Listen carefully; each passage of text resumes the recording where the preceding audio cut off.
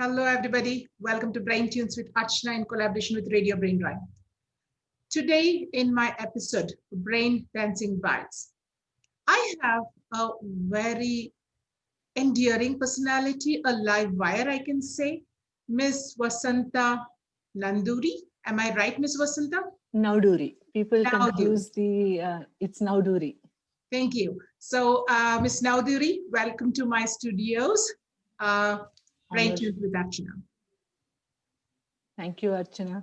It's an honor because I've seen the stalwarts who come and speak on your this rendezvous, and you asking me to be a part of it is like I got elevated, promoted actually. Audience, I would like to introduce Ms. Nauduri, who is very humble in her approach when she speaks. So she is a beauty with brains. She is a blogger, and her career has been in the medical profession. She comes from a healthcare background, been there for 2 decades now. But if you look at her blogs and her writings, they're all nuggets of wisdom.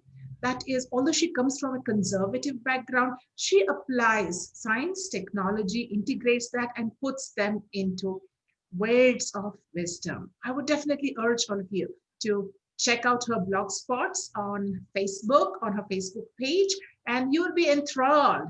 She is a model who is a strong advocate of the traditional Indian dress, the sari. And you'll fall in love with this beautiful attire that a woman should wear in her life. Okay, Ms. Nauduri, can we start off with the conversation for today of brain Sure. dancing bites? Sure. So today we will talk about Ikigai. I hope I'm pronouncing it right. Yes. I've learned that it should be said with a smile. Ikigai. That's lovely. Indeed, yes. And Ikigai the is way they have asked us to say the word,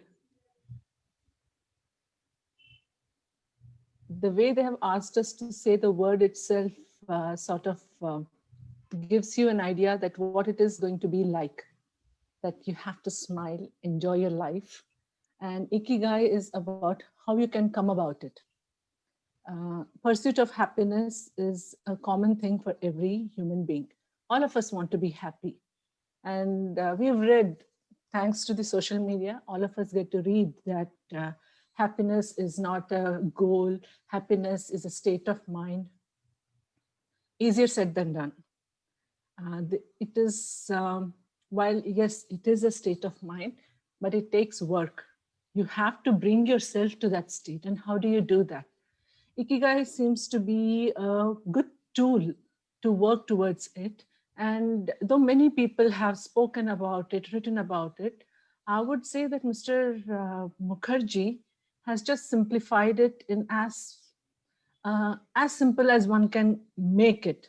Just one page of that article. And if you read it, it gives you an insight of, yes, this is where I need to begin with. I've seen that all of us have talents, various talents, and then we have jobs which have nothing to do with our talents. Very few people are there who are able to use their talent for earning money. And between all this, when we think that we are doing what we are good at, what we love to do, somewhere that quotient of happiness is not there. Why do we feel that working for money is somehow, after a period of time, is becoming just a chore? You're not feeling happy about going to work every day. There are days when you slowly start feeling that, do I really have to get up from bed? Do I really have to get up and go today? Why does that happen? What is that missing component? And when I read about Ikigai, I realized what that was. Yes, I will not claim that I have completed that exercise, but starting that exercise itself is giving, what would you call it? Looking inward, self-awareness increases. And when you're aware of what you want, what you can do, and what you're about, and what you can do for the world. Now, this is the missing component, what we can do for the world. Everybody feels happy when we have done something which has a major impact. We love the validation. It is beyond just getting some, I know in the recent past, or what do you call it, in the last 1 decade, people have mistaken getting likes and followership on social media as an achievement. No, not that way. Something that you can do which changes people's life. Everybody wants to be able to do that. How do you come about? Is there something that we can really contribute to the society? And when we do that, even in a small fraction, if we can do something, even for a group of 10 people, I think that satisfaction comes.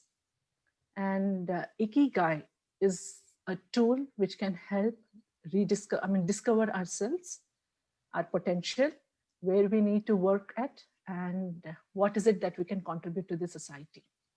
True, Vasanta. Like the article starts with the question, what gets you to jump off bed every morning?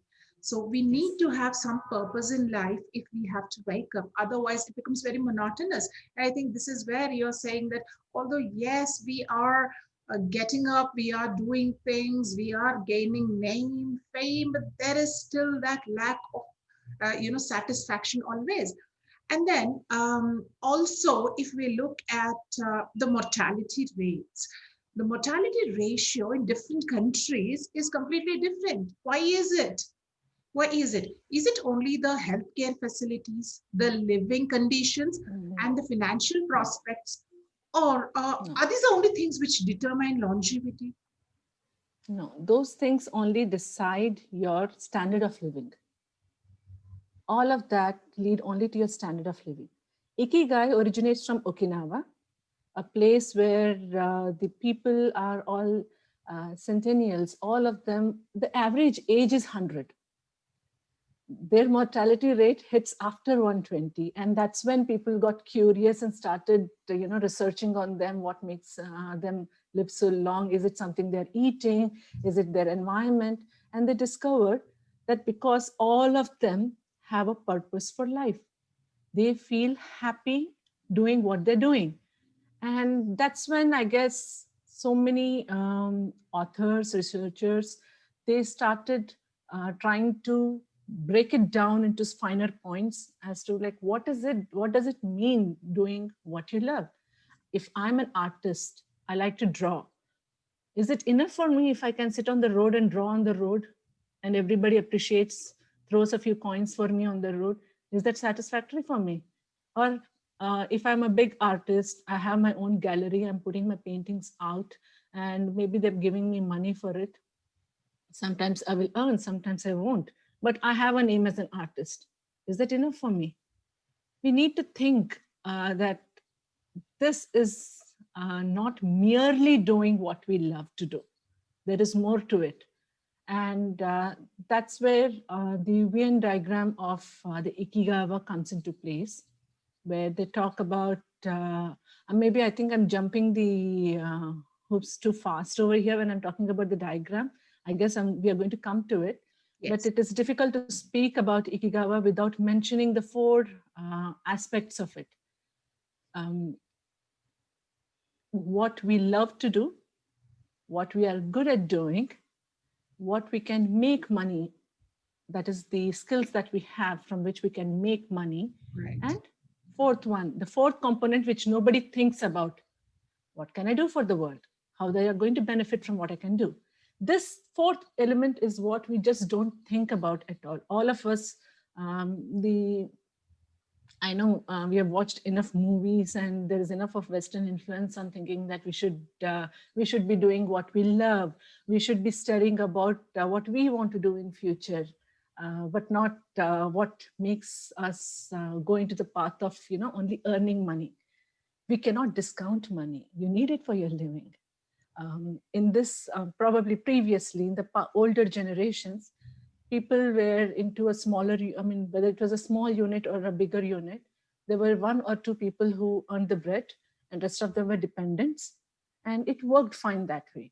And now in current era, whether it is a man or a woman, all of us are working, the majority of us, and we want to be financially independent.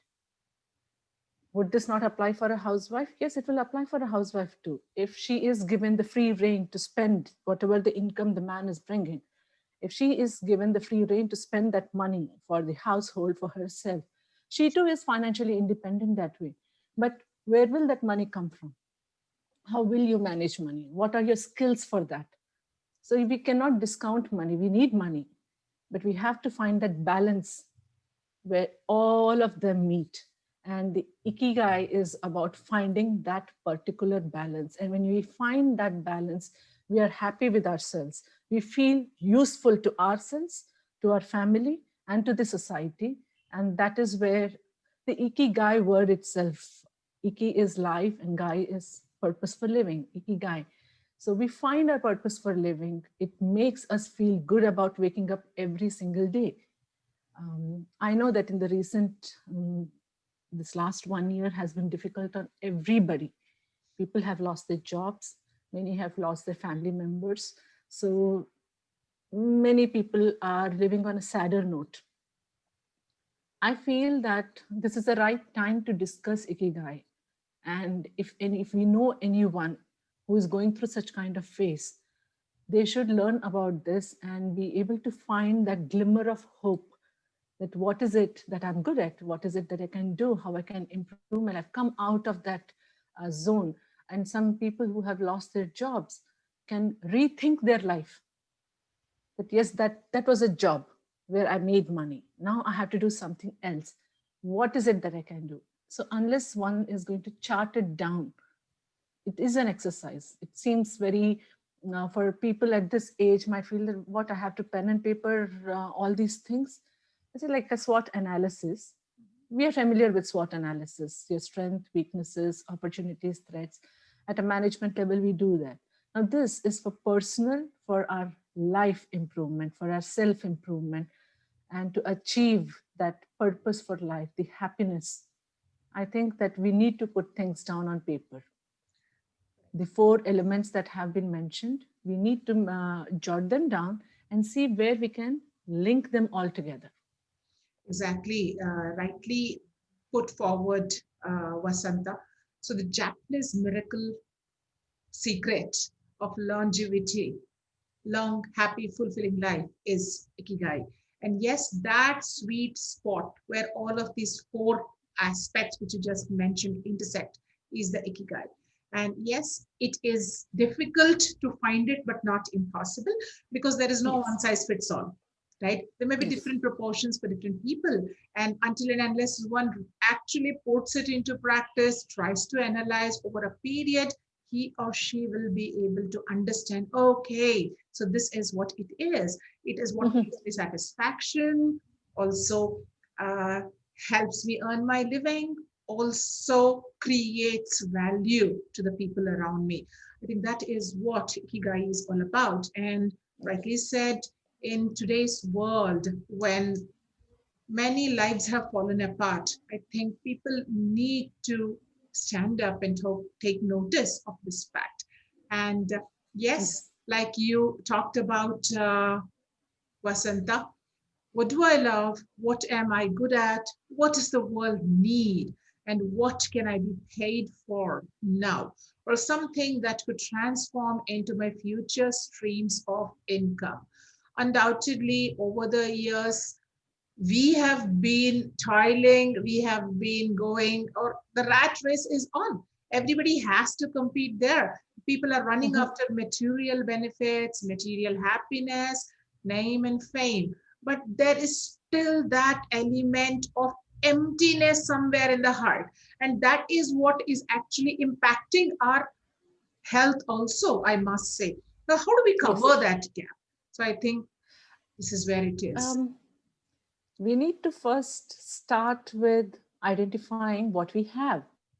See, the entire sadness or the worry, the anxiety, the jealousy, everything comes from chasing what we don't have.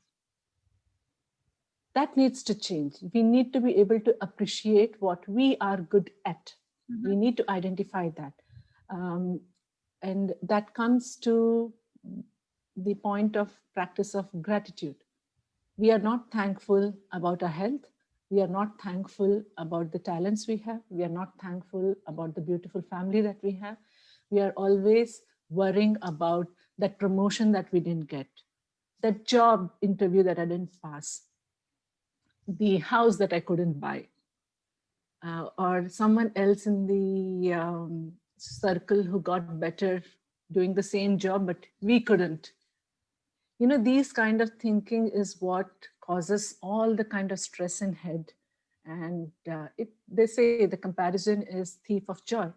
So this is where people start losing sight of what we have.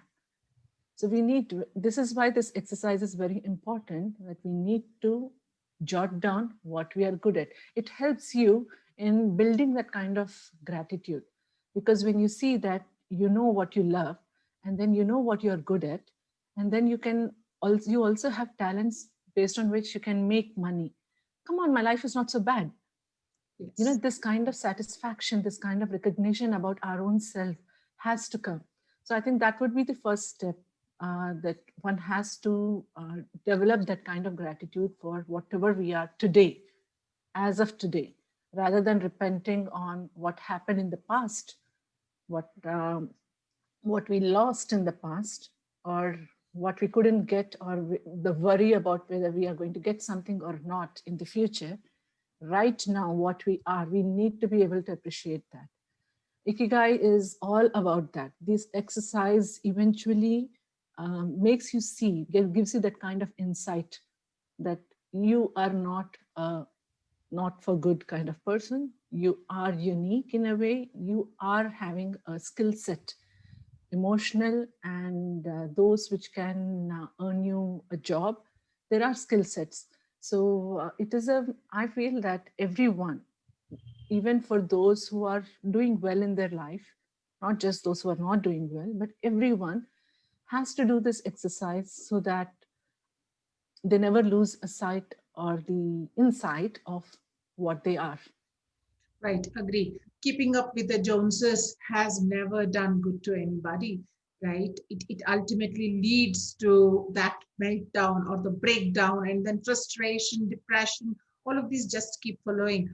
Like you said, we first need to, get to that level of consciousness wherein we have been ignoring it. Not that we do not know. Who doesn't know this? Oh, yes, we should practice gratitude. No point in running behind money. All of us know this, but how many of us Yes. actually put it into practice, right? So I guess we have to make a conscious effort. Something like the brain is something where, we program it just like a computer. You program it and it runs in the same way. Hmm. So brain functions in the two modes. One is the happy mode, another is the default mode.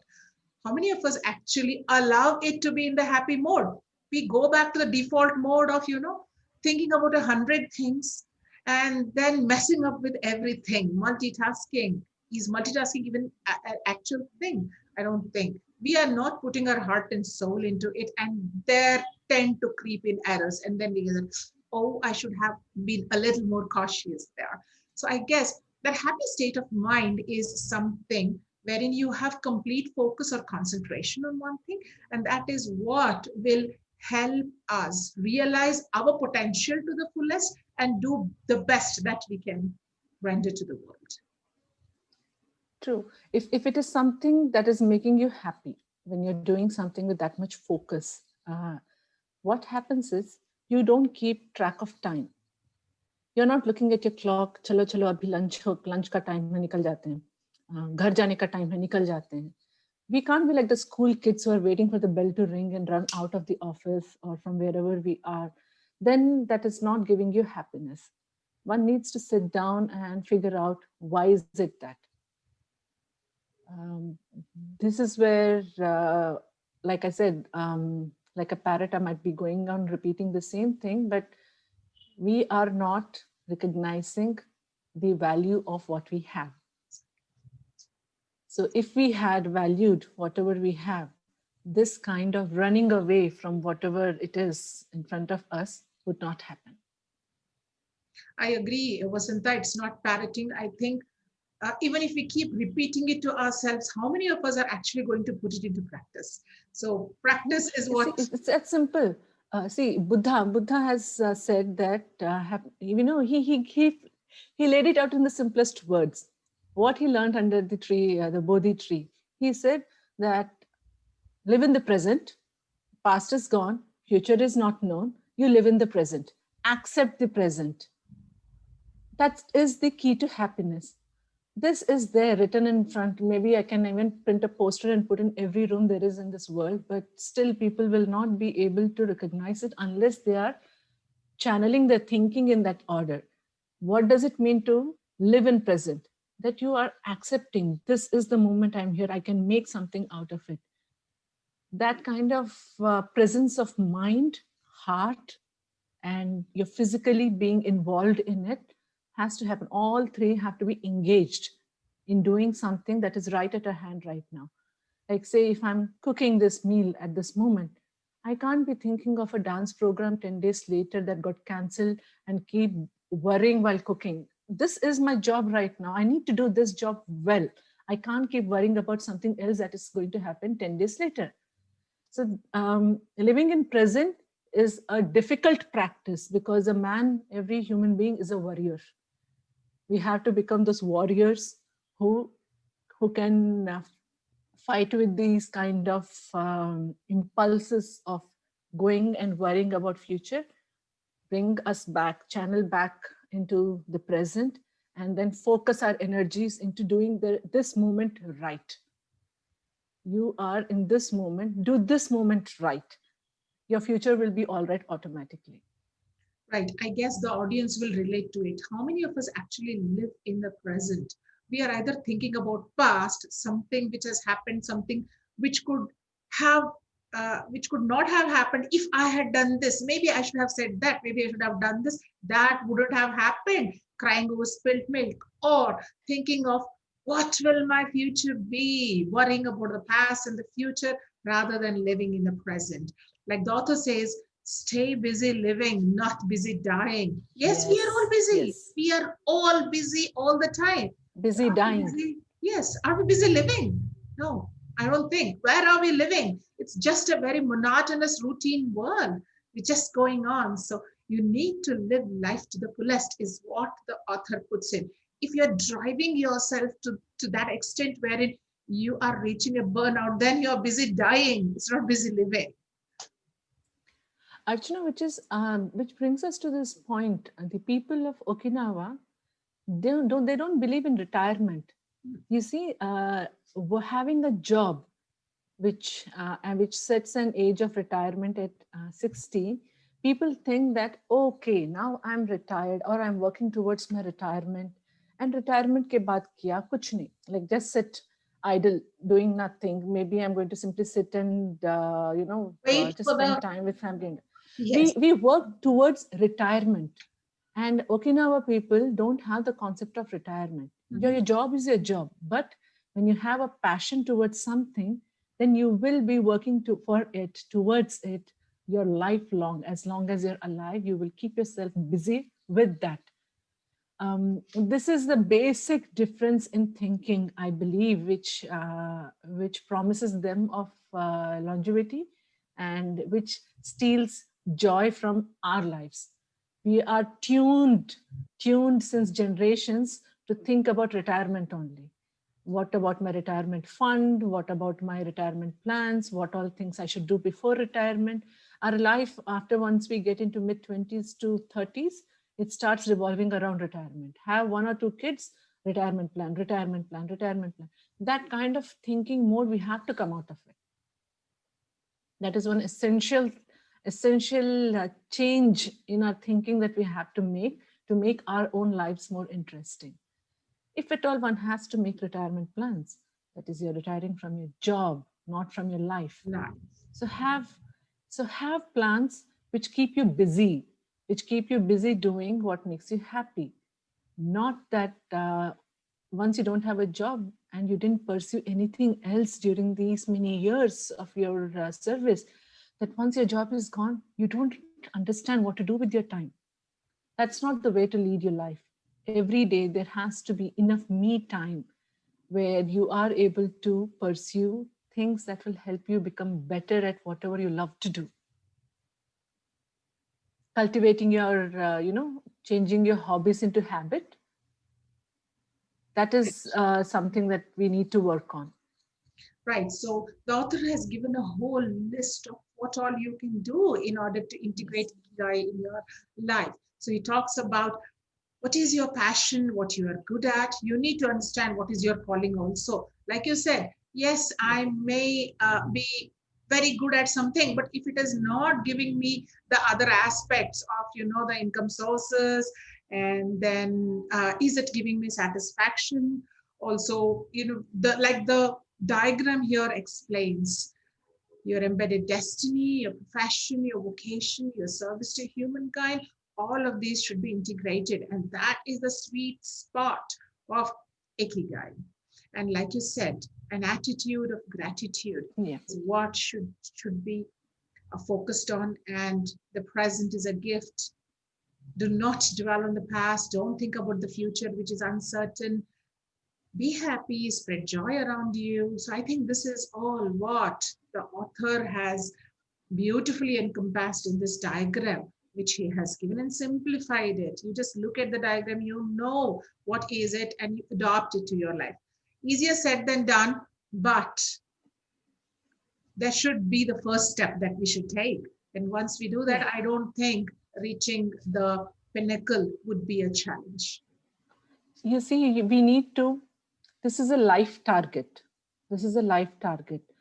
Unless we jot down all of these, your points under on each of this section, what you love to do, your soul deep love connection, singing, dance, writing, reading, or maybe if you're an adventurous person, maybe hiking, rock climbing, anything that you love to do. And then what you're good at. I might like singing, but I am not good at singing. Is it something that I can work on and improve? I need a reality check for myself. Am I good at this? No, I'm good at something else. Maybe I'm good at dance, maybe I'm good at writing, or maybe I'm good at organizing things. I need to identify what I love is there in its place, but I need to know what I'm good at. And then what of these skills can help me fetch a job, a paying job? Can I make a profession out of it? So that makes me satisfied that, okay, I am good at something and I'm being paid for it. So there is some recognition for my skills. It makes it satisfying. But if what you love to do is also what you're good at, it becomes your passion. Now, this is where I know you and your sister loved to teach from the beginning, I guess. And what you love to do is what you all did. Teaching is your passion.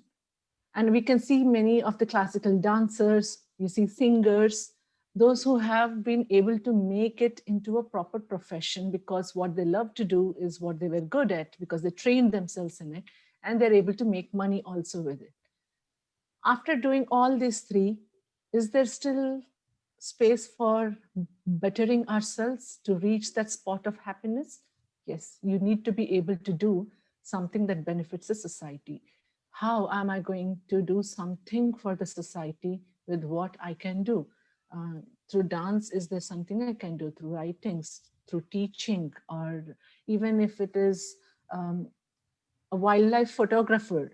Who would think that taking photos could become such a glamorous job to look at? I like to take photos. Okay, I am good with camera. And if I get a wildlife photography job, it's going to pay me well. But what am I able to do? I'm able to educate people about the various creatures that are there in this world, what is required for the conservation, how is the ecosystem changing when something happens to them.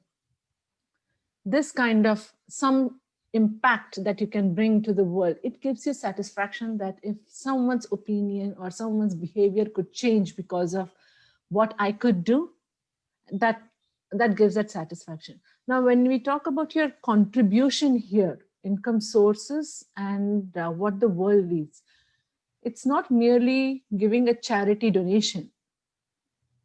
It's more of a service. You might be paid for the services, but you're doing it because it benefits the people. You're not doing it like whether there is a payment or not, you would still do it. The other term that they use for this, your contribution, is vocation, not profession, but vocation. So this is something you might be paid for, but you do it for a greater good, not for your personal, not for your personal purposes. I felt that unless we set this target for ourselves to do this exercise and find that spot which will make us happy, there is no way we can arrive at it. You can't hit a target that you can't see. Yeah. So we need to find, like, if I want to be happy in my life, then I need to find what is it that is going to make me happy. By doing this exercise, we come to that point and we have to work towards it. Now, identifying it is not enough. It's just like an ambition, or there's something that they say that dreams are only dreams unless you act upon them. So the dream of happiness also will stay on paper after all that exercise if we are not working towards it. And it is not easy. One has to know that Ikigai takes work. Interesting to note, if you see that they've also asked us, Mr. Mukherjee has written on over here, we need to get into shape through daily gentle exercise. Why? To enjoy this life, we need this temple that God has given us, this body, this instrument, to be in a working condition. We need to take care of that. And the ecosystem that we build around ourselves with our family and friends, interaction with them is also necessary for our emotional and mental well-being. All of these are listed very nicely. I mean, if you read each one of them, even about the food, how much to eat. Don't eat till here. Eat till you're 80% full. The small things that Eat can to live, really change our not life. live to eat.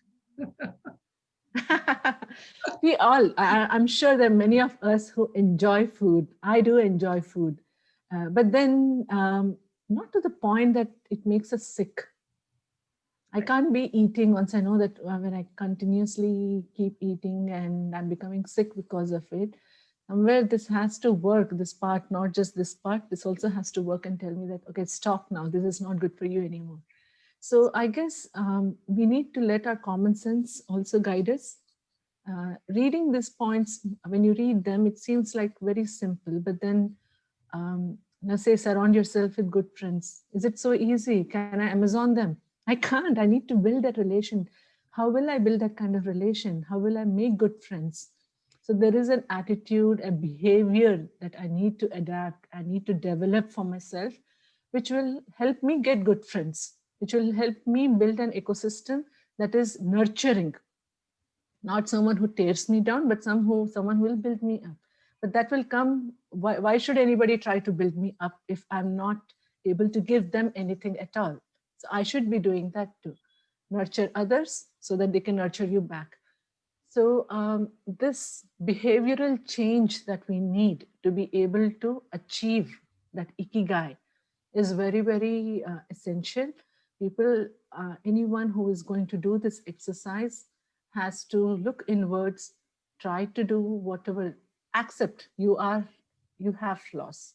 I have flaws. I may not have the best temperament. I may not be best in returning phone calls. How is all this impacting me? Is it hurting my relationship with people? Then what can I do to improve it? We need to think of all of this, live in this moment and enjoy living this moment, because there are people in hospital fighting for their life. They would be happy to live what we're living today. You see, I'm complaining about whatever is happening in my life right now, but there is someone in that hospital who is waiting to come out. Maybe they were stuck there for 6 months, 7 months. And we know, working in hospitals, we've seen people who were stuck there for 2 years, waiting to come out. And what would they not give? Fat, thin, ugly, whatever you are, what would they not give to live your life? So be appreciative of what you have. I feel that as Mr. Mukherjee has very rightly written here, attitude of gratitude must reign supreme. That is the topmost thing that will put everything in place. enough cannot be said about that kind of thinking. And being thankful for what we have is one key. The other is not to worry about problems that you can't solve. I feel that way. We worry a lot. We worry a lot about things that are out of our control. If you can't solve it, why are you sitting and worrying about it? So I feel that changing our thinking towards a positive way where we are more beneficial for ourselves and thus to others. And then we can find our way towards the point of happiness where I can find purpose for my life. And I feel that unless you are not able to give something back to the world, that sense of achievement, that sense of satisfaction, the purpose for life will not be that it's that missing piece of the jigsaw puzzle for happiness that you have to identify. Agreed, Vasanta. Like I read a statement somewhere. I don't remember who has written this, but I wept that I did not have shoes until I saw the man who did not have legs. I think we all have to keep this in mind. Be grateful to whatever you have. And yes, not necessary that you do something great in order to, be recognized. Shine like a candle, if not like a star. Right? Small joys. Recognize the small joys in life. You have to be able to appreciate the sunrise, the sunset, your children, even if they're fighting and driving you crazy. Who wouldn't? There are people who would love it to have because they could not have children in their life. And we are complaining of the noise.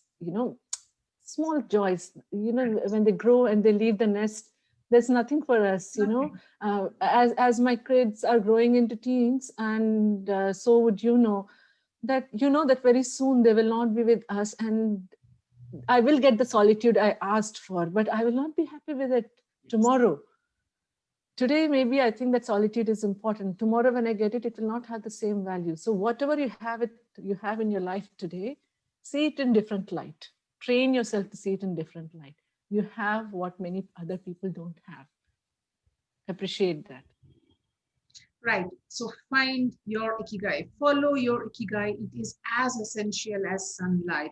I think that is very powerful. We cannot do without sunlight, and ikigai is also as important as it. Whereas we try to focus more on the material things rather than this aspect, which is going to have a long-term impact on all aspects of life, be it personal, professional, or mental, physical well-being also, I guess. Oh, yes. I'm telling you, it's very transformational exercise. When you actually sit and do it, when you actually start writing down about what we are good at and the things that I can do to earn money, you feel like, oh my God, I am blessed. I can do so many things.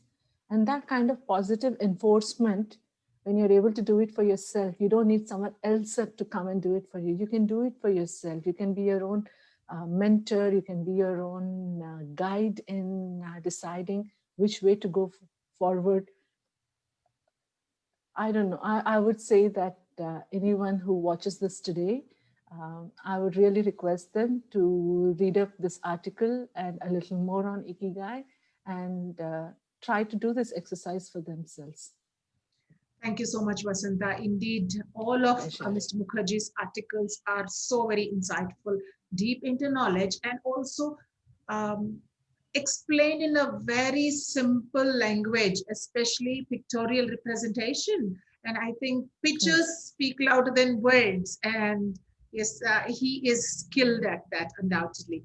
So Dilip Mukherjee, sir, is a master of mind mapping, which is the way ahead. You can apply it to any and every field of life, and you can see how beautifully your plan of action unfolds and how you can actually proceed towards your destination. So mind mapping is all about that. So Mukherjee sir has been instrumental in training many people in mind maps, and also his books are taken as curriculums in many syllabuses. He has written many, many books. Like I have even explained in the previous things, they are available on Amazon, and all his articles are available on LinkedIn. Just follow Mukherjee sir, and you have a treasure house of knowledge. So nothing comparable to knowledge, I guess, Vasanta. What do you think? I think this is the biggest treasure Definitely. that one can have. That that learning bug shouldn't be squashed. You need to keep that learning bug alive, nurtured, and it keeps your life very interesting. Hmm. And when someone has provided us with leadership, with life, everything, the kind of the body of work that he has produced, I guess one gets enough fodder for thinking and reevaluating their life and remodeling their life and their behavior. Great work. Right. Thank you. Thank you for bringing it to all of us. We wouldn't have known about it if not for you. Thank you so Oh, much. yes. Dilip Mukherjee, sir, is a saint. Okay. He is inconstant and he keeps doing. He is that person who keeps doing and doing and doing, unmindful of is his work recognized or not recognized. So I really felt, no, this should come to the world. I'm doing my little bit in this direction. I hope people really take advantage of this and go into the articles, try to understand his perspectives and gain from his writings. Right. So thank you, Vasanta, for being on Brain Tunes. Pleasure and honor. Thank you so Yes, much. in collaboration with Radio Brain Drive. Thank you, audience. The description below contains the link for this particular article on LinkedIn.